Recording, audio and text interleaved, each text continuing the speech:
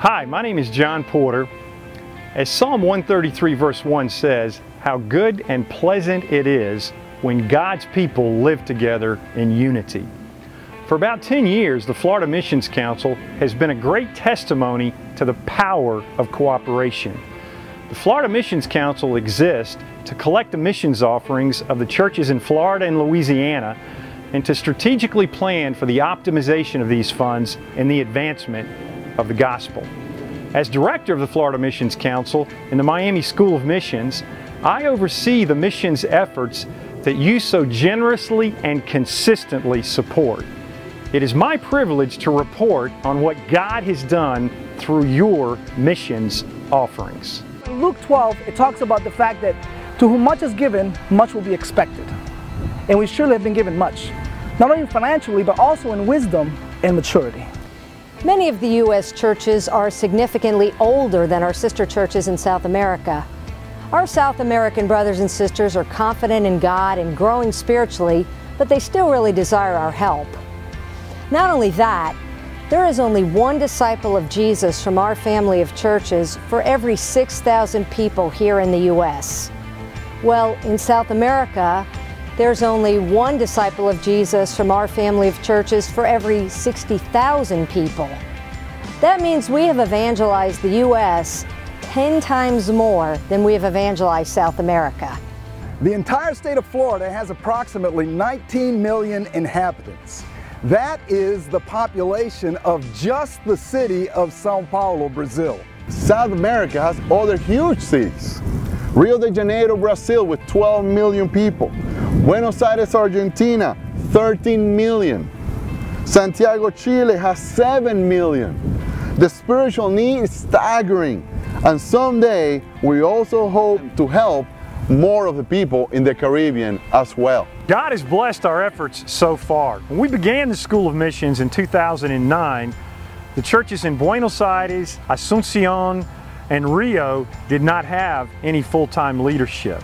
We were able to help them get full-time leadership, and God has really used Sebastian and Sara Isera in Buenos Aires, Francisco and Liz Bedoya in Asunción, and Alexandre and Kelly Bonfim in Rio. He's used them in a powerful way. The church in Buenos Aires in that time period has grown from 45 to 90. The church in Asunción has grown from 37 to 90, and the church in Rio since 2009 has grown from 260 to 319. We are super excited to report on the progress in the Church of Santiago, Chile. Dan and Mary Allison have been there for less than a year, but already attendance on Sunday and midweek is growing steadily and people are returning to the church. Having the Allisons there is an important step in preparing the Santiago Church to becoming a training center for Spanish-speaking leadership. Now, we're in a new phase in the future of the leadership in South America. We're in the process of redirecting missions money and personnel to youth and campus ministries and are working with the churches to send out new church plantings. We're very excited to see how God is working in the church in Sao Paulo, Brazil. In the youth and family ministry in Sao Paulo, they now have 82 baptized teenagers. And in the singles ministry in the church in Sao Paulo, they've had a conference the last 3 years.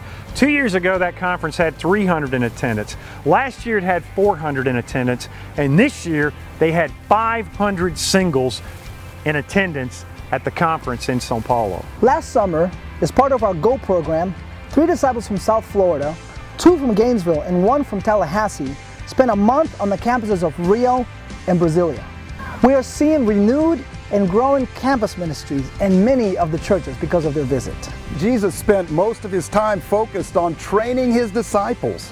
He didn't invent TV to speak to large numbers of people, but the plan remains the same, changing individual lives one by one.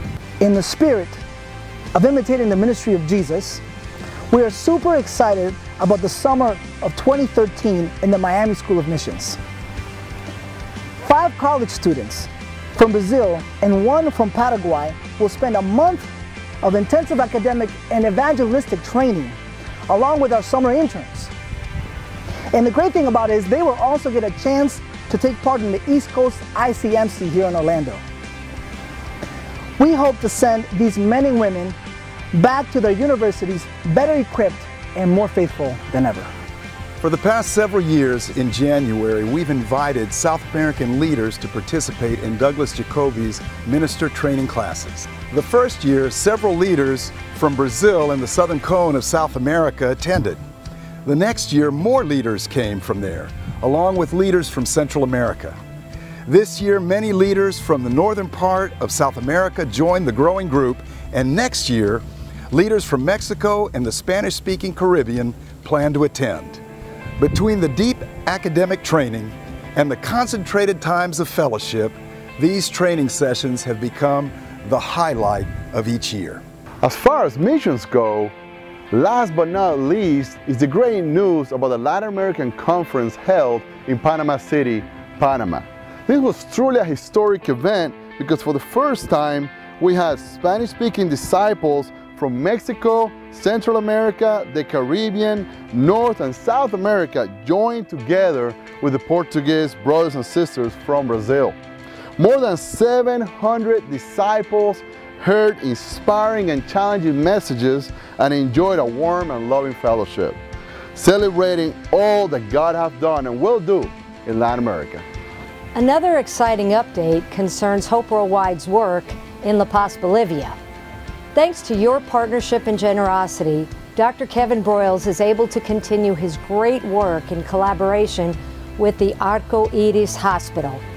Each year, the hospital provides more than 80,000 free medical visits, which include visits for street children and orphans, and visits for impoverished people from the La Paz community. Over $1.4 million in free care is provided annually.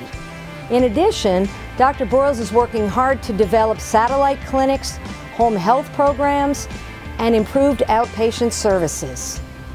Hope Worldwide plans that these initiatives will generate revenue to support the charitable work of the Arco Iris Hospital.